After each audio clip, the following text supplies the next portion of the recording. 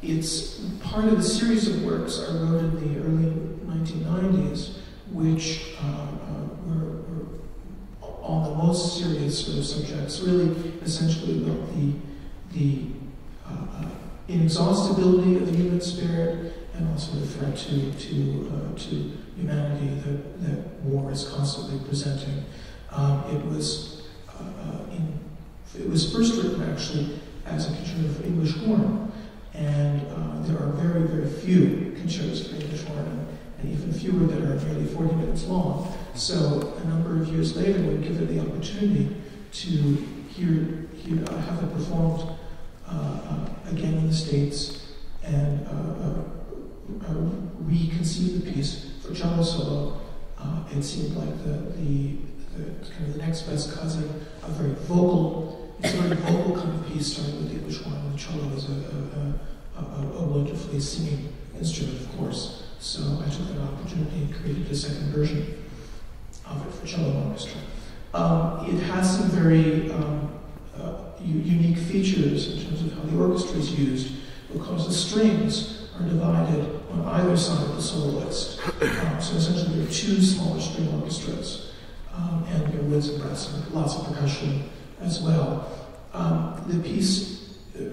reason actually for part of that was an experience I had that the piece comes out of in the late 1980s, when I had the opportunity to visit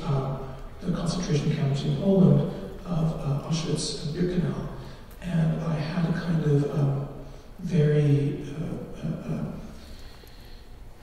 very intense experience during that trip, and after being utterly